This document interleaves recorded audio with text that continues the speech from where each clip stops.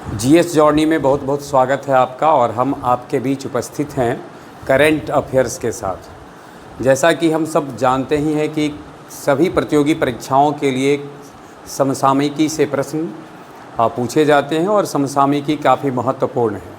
तो इसको ध्यान में रखते हुए हमने एक विशेष श्रृंखला शुरू किया है, डेली 10, अर्थात डेली 10 में करंट अफेयर के 10 क्वेश्चंस आपको के बीच में हम लाएंगे और उसका हम विस्तार पूर्वक डिस्कशन करेंगे। तो आज के 10 क्वेश्चन पर हम नज़र डालते हैं।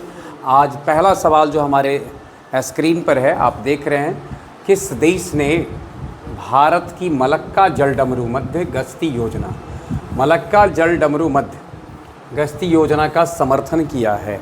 विकल्प आपके लिए मलेशिया, सिंगापुर, इंडोनेशिया, इनमें से कोई नहीं। इससे पहले कि हम इसके विकल्प पर इसमें से सही आंसर क्या है इसको जानें, इससे पहले जानते हैं कि मलक्का जलडमरू मध्य किसको जोड़ता है। जलडमरू मध्य यानी इसको हम जल संधि भी कहते हैं। यह हिंद महासागर के अंडमान सागर को, हिंद महासागर के अंडमान सागर को प्रशांत महासागर के चीन सागर को जोड़ता है। ध्यान में रखना है कि प्रशांत महासागर के चीन सागर और हिंद महासागर के अंडमान सागर को जोड़ने वाली जल संधि है मलक्का जलडमरू मध्य। और इसमें जो भारत की गश्ती योजना, मलक्का जलडमरू मध्य गश्ती योजना है, इसका समर्थन किया है सिंगापुर ने। मलेशिया, सिंगापुर, इंडोनेशिया में सिंगापुर ने इसका समर्थन किया है। भारत और सिंगापुर से संबंधित कुछ महत्वपूर्ण बिंदु को हम जानने का प्रयास करते हैं। सिंगापुर और भारत के बीच में रणनीतिक सहयोग को नई दिशा अभी हाल में दी गई है। 4 सितंबर 2025 को नई दिल्ली में सिंगापुर के पीएम, ध्यान में रखना है, सिंगापुर के पीएम लॉरेंस बोंग और भारत के प्रधानमंत्री नरेंद्र मोदी की बैठक हुई, जिसमें औपचारिक रूप से भारत की मलक्का जलडमरू मध्य में गश्त करने की योजना का समर्थन सिंगापुर के प्रधानमंत्री लॉरेंस बोंग ने किया। इस प्रकार से अगर यह देखा जाए तो हिंद प्रशांत क्षेत्र में यह एक बहुत महत्वपूर्ण कदम है दोनों देशों के द्वारा जो उठाया गया है। सिंगापुर से जुड़ी कुछ और जानकारी जिसके कारण सिंगापुर हाल ही में चर्चित रहा है, जैसा कि अभी जानते ही होंगे, वैश्विक शांति सूचकांक 2025 आया और इसमें एशिया का सबसे सुरक्षित देश घोषित किया गया है सिंगापुर। यानी वैश्विक शांति सूचकांक 2025 में एशिया का सबसे सुरक्षित देश रहा है सिंगापुर। वही ग्लोबल अल सिटी इंडेक्स में सिंगापुर शीर्ष पर रहा है। भारत सिंगापुर संयुक्त सैन्य अभ्यास जो होता है बहुत महत्वपूर्ण है, ध्यान में रखना है। भारत सिंगापुर संयुक्त सैन्य अभ्यास जो होता है उसको बोल्ड कुरुक्षेत्र के नाम से जानते हैं। और जब बात आएगी इस वर्ष का कि यह कहाँ हुआ है, तो जोधपुर में हुआ है। जोधपुर में इसका आयोजन किया गया है। हेनले पासपोर्ट काफ़ी चर्चित इंडेक्स है। हेनले पासपोर्ट इंडेक्स 2025 में बात किया जाए तो सिंगापुर टॉप पर रहा है। हेनले पासपोर्ट इंडेक्स 2025 में जहां सिंगापुर प्रथम स्थान पर रहा है, भारत वही 77वें स्थान पर है। तो दोनों का ध्यान हमें मतलब दोनों का जो पोजीशन है इसको हमें ध्यान में रखना होगा। भारत 77वें पर है हेनले पासपोर्ट इंडेक्स में और सिंगापुर को शीर्ष स्थान इस इंडेक्स में प्राप्त हुआ है 2025 में। वहीं भारत और सिंगापुर के बीच में जो द्विपक्षीय अभ्यास है सिम्बैक्स, उसका 32वां संस्करण आयोजित हो रहा है अभी। सीडीएस जनरल अनिल चौहान ने सिंगापुर के सांग्री ला संवाद के 22वें संस्करण में भाग लिया है। पहले तो हमें यह भी ध्यान में रखना है, भारत के चीफ डिफेंस स्टाफ अभी हैं कौन, अनिल चौहान। और अभी जो सांग्री ला संवाद हुआ है सिंगापुर में, उसके यह 32वां संस्करण था और इसमें हिस्सा लिया है सीडीएस साहब ने।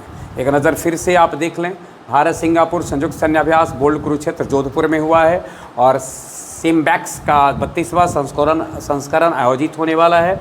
और 22वां संस्करण जो हुआ था सांग्री ला संवाद का, उसमें भारत के chief defence staff Anil Chauhan ने हिस्सा लिया है।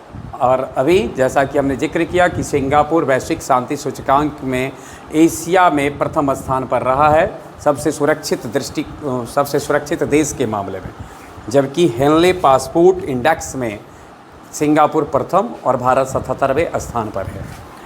अगले प्रश्न पर हम नज़र डालते हैं। अगला प्रश्न है, हाल ही में किस राज्य सरकार ने अस्पताल परिचारकों के लिए विश्राम गृह योजना शुरू किया? इसके विकल्प पर है, उसे पहले थोड़ा सा हम नज़र डालते हैं। जो जुड़ा हुआ सिंगापुर से ही है। सिंगापुर हवाई अड्डा अभी विश्व हवाई अड्डा रैंकिंग में, विश्व हवाई अड्डा रैंकिंग 2025 की सूची में यह शीर्ष पर है। वहीं भारत और सिंगापुर में ग्रीन और डिजिटल शिपिंग कॉरिडोर के आशय पत्र पर हस्ताक्षर दोनों देशों ने किया है। अब हम दूसरे सवाल पर को देखते हैं। राज्य सरकार जिसने अस्पताल परिचारकों के लिए विश्राम गृह योजना की शुरुआत किया है, विश्राम गृह परियोजना की शुरुआत करने वाला राज्य सरकार कौन है? असम, नागालैंड, दिल्ली और विकल्प है इनमें से कोई नहीं। इनमें से दिल्ली सरकार अगले महीने से शहर के अस्पतालों में मरीजों के परिजनों के लिए विश्राम गृह पायलट परियोजना शुरू करेगी। अब यानी दिल्ली सरकार के द्वारा यह व्यवस्था की गई है कि अस्पताल परिचारकों के लिए विश्राम गृह परियोजना की शुरुआत की गई है। गौरतलब हो, दिल्ली के मुख्यमंत्री ने कॉलेज छात्रों के लिए यू स्पेशल बसें भी शुरू की है। दिल्ली के मुख्यमंत्री के द्वारा यह शुरू किया गया है। जहाँ तक सवाल है, ये जो योजना शुरू हो रही है गृह पायलट परियोजना की, इस परियोजना में 5 रुपये के मामूली शुल्क पर स्वच्छ शौचालय, बिस्तर और भोजन सहित आराम की सुविधाएं उपलब्ध कराई जाएगी। यानी एक महज 5 रुपये के शुल्क के ऊपर अस्पताल परिचारकों के लिए जो विश्राम गृह परियोजना की शुरुआत की गई, इसके अंतर्गत जो है स्वच्छ शौचालय, बिस्तर और भोजन सहित आराम की सुविधाएं उपलब्ध कराई जाएगी।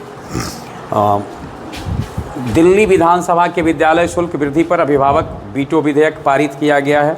दिल्ली की पुलिस ने छेड़छाड़ से निपटने के लिए शिष्टाचार दास्ता शुरू किया है। एक सवाल अगर पूछा जाए कि किस राज्य सरकार की पुलिस ने छेड़छाड़ से निपटने के लिए शिष्टाचार दास्ता की शुरुआत किया है, तो वह शिष्टाचार दास्ता की शुरुआत करने वाला राज्य है दिल्ली। दिल्ली की पुलिस, दिल्ली पुलिस के द्वारा यह शुरू किया गया है। तीसरा सवाल है, हाल ही में नीति आयोग ने कब तक दालों का उत्पादन दोगुना करने की रणनीति तय की है? यानी दालों का उत्पादन दोगुना करने की रणनीति तय की गई है। एक लक्ष्य रखा गया है जिसमें कि हम दाल का उत्पादन इस साल तक दोगुना कर देंगे। देखिए, इसमें इसका आंसर 2047 यानी 2047 तक, 2047 तक, जब तक कि एक हमारा देश जिस वर्ष 100 साल आज़ादी का पूरा करेगा, तो उस समय यह भी लक्ष्य रखा गया है कि भारत अपनी जो वर्तमान जो दाल का उत्पादन करता है उसका दोगुना कर लेगा। वहीं दाल के उत्पादन में जो लक्ष्य रखा गया है आत्मनिर्भरता का, तो वह लक्ष्य है 2030। यानी 2030 में ही दाल के उत्पादन में, यानी दाल के क्षेत्र में हम आत्मनिर्भर हो जाएंगे। लेकिन 2047 में रखा गया है कि हम अभी के जो वर्तमान उत्पादन है इसका दोगुना। अगला सवाल है हमारा, हाल ही में अनुतिन चार्ण विराकुल किस देश के नए प्रधानमंत्री बने हैं? अनुतिन चार्ण विराकुल, ऑप्शन आपके लिए है इटली, जर्मनी, थाईलैंड, इनमें से कोई नहीं। अनुतिन चार्ण विराकुल जो भूमजयथाई पार्टी से हैं, भूमजयथाई पार्टी के अनुतिन चार्ण विराकुल थाईलैंड के प्रधानमंत्री अभी हाल ही में निर्वाचित किए गए हैं। 5 सितंबर 2025 को थाईलैंड के नए प्रधानमंत्री के रूप में इनका शपथ ग्रहण यानी इनका निर्वाचन हुआ है। और जैसा कि हम जानते हैं कि यह एक निर्वाचन की प्रक्रिया में मतदान होते हैं, तो 63% मतों के साथ इनकी पार्टी को भारी जीत मिली है। अगर हमसे ये पूछा जाए कि किस पार्टी से संबंध रखते हैं, तो भूमजयथाई पार्टी से संबंध रखते हैं। इनको 63% मत प्राप्त हुआ है। हाल के दिनों में कई ऐसे जगह हैं, कई ऐसे देश हैं जहां प्रधानमंत्री परिवर्तित हुए, चेंज हुए हैं। एक नज़र हम डालते हैं जहां अभी हाल में ही प्रधानमंत्री का परिवर्तन हुआ है। लिथुआनिया, यहाँ के प्रधानमंत्री बने हैं इंगा रुगी निएने। लिथुआनिया के प्रधानमंत्री बने हैं। वहीं यूक्रेन काफ़ी चर्चा में रहा है, युद्ध के कारण रूस के साथ युद्ध पिछले कई वर्षों से युद्ध के कारण चर्चा में रहा है, और वहाँ के नए प्रधानमंत्री के रूप में नियुक्त किए गए हैं यूलिया स्वीरिडेंको। यूलिया स्वीरिडेंको यूक्रेन के नए प्रधानमंत्री। वहीं पुर्तगाल लुइस मोंटेनेग्रो पुर्तगाल के दोबारा यानी पुनः प्रधानमंत्री नियुक्त किए गए हैं, अर्थात दोबारा इनकी नियुक्ति प्रधानमंत्री के रूप में हुई है। अगला सवाल है हमारा, हाल ही में किसने कर्मचारियों के कल्याण हेतु आर्ट ऑफ लिविंग, जैसा कि हम लोग जानते होंगे पंडित रविशंकर की संस्था आर्ट ऑफ लिविंग, इसके साथ साझेदारी की है।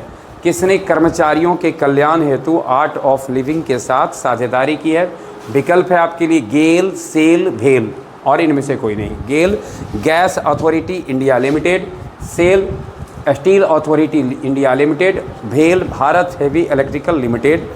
और जहाँ तक सवाल गेल का है, इसकी स्थापना 1984 ईस्वी में हुई और इसका मुख्यालय नई दिल्ली में है। गेल, सेल, भेल तीनों का मुख्यालय नई दिल्ली में है और इसकी स्थापना क्रमशः गेल की स्थापना 1984 में, सेल की स्थापना 1973 ईस्वी में हुई है। गौरतलब है हाँ कि सेल की स्थापना 1973 ईस्वी में नहीं हुई थी, वरन पहले इसका नाम था HSL हिंदुस्तान स्टील लिमिटेड। 1954 ईस्वी में स्थापित हुआ और इसका नामकरण सेल के रूप में 1973 ईस्वी में किया गया। तो इस तरह से HSL का नाम ही परिवर्तित कर सेल रखा गया। HSL सेल के रूप में आया किस वर्ष? 1973 ईस्वी में।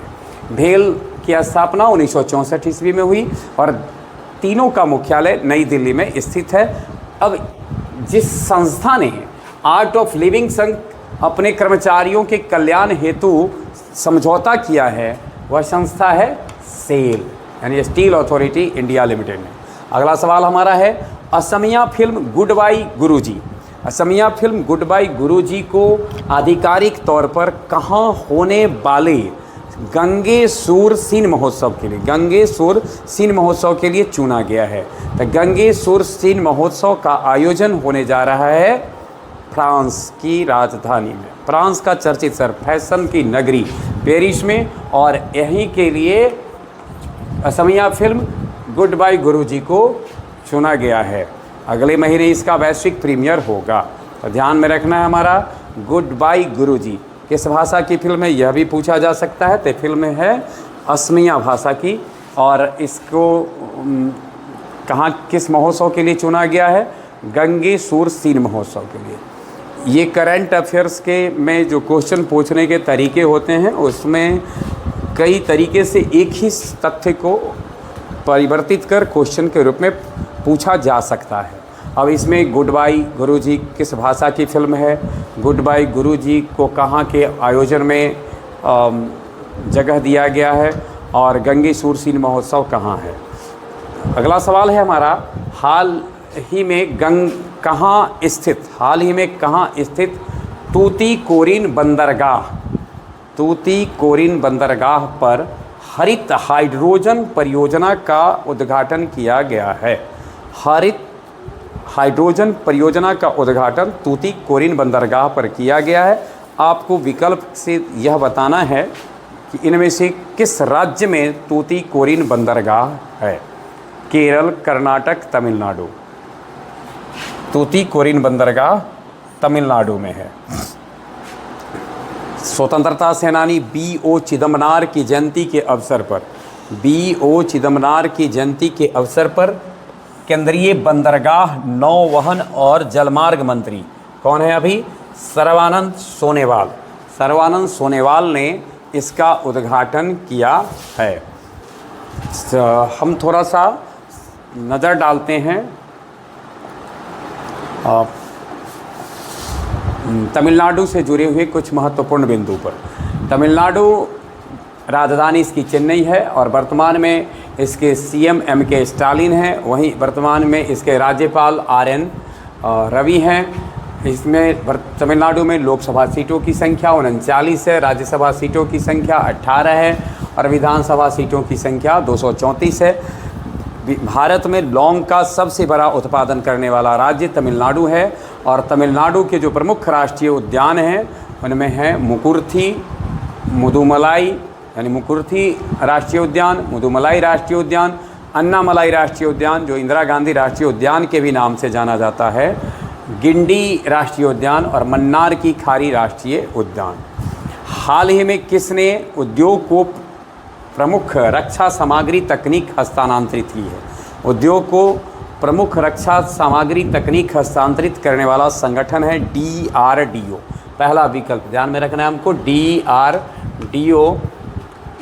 DRDO जिसकी स्थापना 1 जनवरी 1958 को हुई और इसका हेड क्वार्टर नई दिल्ली में है और वर्तमान में समीर बी कामत DRDO के चेयरमैन है समीर बी कामत। एक नज़र डालते हैं हम इसरो पर भी। इंडियन स्पेस रिसर्च ऑर्गेनाइजेशन, इसकी स्थापना 1969 ईस्वी को। वाल नेचुरल गैस कंपनी, इसकी स्थापना 1993 ईस्वी को की गई। तो DRDO की स्थापना जहां 1958 में, इसरो की स्थापना 1969 में और ONGC की स्थापना 1993 में की गई है।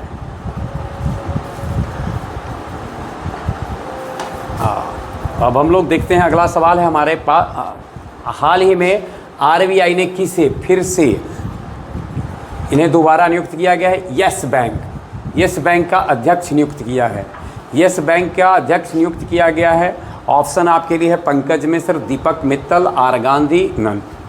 तो इनमें से आर गांधी को यस बैंक ने अपना फिर से यस बैंक का अध्यक्ष RBI के द्वारा, माफ़ करेंगे, RBI के द्वारा यस बैंक का अध्यक्ष नियुक्त किया गया है आर गांधी को और यह नियुक्ति दोबारा है, अर्थात इनकी पुनः नियुक्ति हुई है अध्यक्ष के पद पर। और इनका अगला जो कार्यकाल है वह 20 सितंबर 2025 से 13 मई 2027 तक होगा, यानी इसी महीने के 20 तारीख से इनका कार्यकाल शुरू होगा और 13 मई 2027 तक ये बने रहेंगे।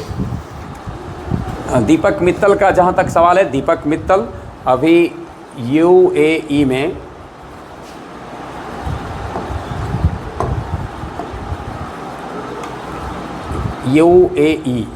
संयुक्त अरब अमीरात में भारत के राजदूत नियुक्त किए गए हैं, यानी अगला राजदूत के रूप में इनकी नियुक्ति हुई है दीपक मित्तल की। TCS ने अपनी AI इकाई का प्रमुख अमित कपूर को नियुक्त किया है। वहीं OpenAI की कंपनी ने राघव गुप्ता को भारत और एशिया प्रशांत के लिए शिक्षा प्रमुख नियुक्त किया है। और Jammu and Kashmir bank J&K bank ने S कृष्णन को अपना नया अध्यक्ष नियुक्त किया है। ध्यान में रखना है, S Krishnan Jammu and Kashmir bank के नए अध्यक्ष हैं। उर्जित पटेल अंतर्राष्ट्रीय मुद्रा कोष के कार्यकारी निदेशक नियुक्त किए गए हैं।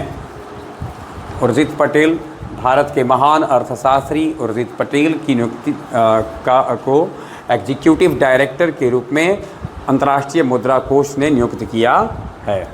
हाल ही में, अगला सवाल है, हाल ही में किसकी संस्मरण पुस्तक Mother Mary comes to me, Mother Mary Kom, ध्यान में होगा, भारत की एक बहुत ही जुझारू माता, जुझारू महिला, जुझारू खिलाड़ी, आप जो भी नाम उनको दें, उनके ऊपर एक पुस्तक यानी संस्मरण पुस्तक Mother Mary comes to me का विमोचन हुआ है। आपको बताना है कि यह पुस्तक किसके द्वारा लिखी गई है। चेतन भगत, अरुंधति राय, सलमान रश्दी और इनमें से कोई नहीं। यह पुस्तक अरुंधति राय के द्वारा लिखी गई है। हम कुछ पुस्तक पर नज़र डालते हैं। पुस्तक जो अभी हाल में चर्चा में रहे हैं, in praise of coalition politics, Manoj Jha की पुस्तक है। In praise of coalition politics Manoj Jha की पुस्तक है। Justice denied justice lost, Kanchan Chakravarti की पुस्तक है। MS Swaminathan the man who fed India, MS Swaminathan the man who fed India Priyamvada Jayakumar की है। और वहीं the rise of the heat man, the rise of the heat man R Kaushik की पुस्तक है। हिटमैन हम लोग जानते होंगे, हिटमैन रोहित शर्मा को क्रिकेट में हिटमैन के नाम से जिस व्यक्ति को जाना जाता है, भारत के पूर्व क्रिकेट कप्तान रोहित शर्मा रहे हैं। द कॉन्शियस नेटवर्क सगाटा श्रीनिवास राजू की पुस्तक है। Green Gold the Neem Pharmacy, Green Gold the Neem Pharmacy काफ़ी चर्चित डॉक्टर विश्वरूप राय चौधरी की पुस्तक है, Green Gold the Neem Pharmacy. वही the New World 21st Century Global Order and India, Ram Madhav की पुस्तक है। बहुत ध्यान देने योग्य बात है, DY चंद्रचूड़ जो पूर्व भारत के चीफ जस्टिस रहे हैं सर्वोच्च न्यायालय के, उनकी पुस्तक व्हाई द कॉन्स्टिट्यूशन मैटर्स का विमोचन किया गया है। अभी हाल ही में इसका विमोचन हुआ है और यह इनके पहली चर्चित पुस्तक है। ऐसे पुस्तक अगर उन्होंने लिखी हो लेकिन उस जो चर्चा में आया है पहली पुस्तक वह है व्हाई द कॉन्स्टिट्यूशन मैटर्स। हाल ही में स्केचर्स ने अपना ब्रांड एम्बेसडर किसे बनाया है? हाल ही में स्केचर्स ने अपना ब्रांड एम्बेसडर बनाया है। भारत के भी हाल ही के वर्षों में क्रिकेट के बड़े चर्चित चेहरे रहे हैं और ख़ास करके जब भारत इंग्लैंड दौरा पर था तो जो गेंदबाज भारत के काफ़ी चर्चा में थे, आप गेस कर सकते हैं इन तीनों में हमने ये भी जिक्र किया कि गेंदबाज जो चर्चा में, तो रोहित शर्मा तो थे नहीं, शिखर धवन थे नहीं, तो होंगे मोहम्मद सिराज को स्केचर्स ने अपना ब्रांड एम्बेसडर बनाया है। ब्रांड एम्बेसडर पर एक नज़र अगर हम डालें तो जोमेटो ने शाहरुख खान को ब्रांड एम्बेसडर अपना बनाया है। वहीं उड़ीसा सरकार ने अपने हथकरघा उद्योग का, उड़ीसा सरकार के द्वारा अपने हथकरघा उद्योग को प्रोत्साहित करने के लिए ब्रांड एम्बेसडर के रूप में मशहूर सिने अभिनेत्री माधुरी दीक्षित, उनको ब्रांड एम्बेसडर बनाया गया है। और ऑस्ट्रेलियाई पर्यटन अभियान ने अपना ब्रांड एम्बेसडर बनाया है सचिन रमेश तेंदुलकर और अंजलि की पुत्री सारा तेंदुलकर को। वहीं ICL इंडिया ने अपना ब्रांड एम्बेसडर बनाया है हिटमैन रोहित शर्मा को। और डिटॉल ने अपना ब्रांड एम्बेसडर, डिटॉल बड़ा चर्चित हैं, आप जानते ही होंगे डिटॉल्स को, और डिटॉल ने अपना ब्रांड एम्बेसडर बनाया है महेंद्र सिंह धोनी को। लास्ट सवाल आज के डेली 10 के 10वें सवाल के साथ हम आपके बीच में हैं। अभी यूक्रेन और रूस के बीच में युद्ध विराम की स्थिति बनी है और संभावना है कि पिछले 3-4 वर्षों से जो दोनों देश युद्ध के विभीषिका को झेल रहे थे, आम लोग काफ़ी परेशान हो रहे थे, अब शायद यह शांति बरकरार रहेगी अभी और यह चिरस्थायी शांति होगी। इस अपेक्षा के साथ हम इस प्रश्न पर आते हैं, युद्ध विराम के बाद यूक्रेन में सैनिक तैनात करने के लिए कितने देश तैयार हुए? यूक्रेन में सैनिक तैनात। अब सवाल ये उठता है, युद्ध विराम हो रहे हैं फिर भी सैनिक तैनात, ताकि कभी कहीं कोई अगर ऐसी स्थिति हो तो उसका युद्ध की स्थिति से निपटने के लिए 22, 28, 26 यानी कितने देशों के सैनिक तैनात किए गए हैं? आंसर है इसका 26 देश के सैनिक तैनात किए गए हैं। डेली के 10 प्रश्न के साथ हम आपके बीच उपस्थित थे। हम प्रतिदिन आपके बीच में उपस्थित होते रहेंगे। बहुत बहुत धन्यवाद।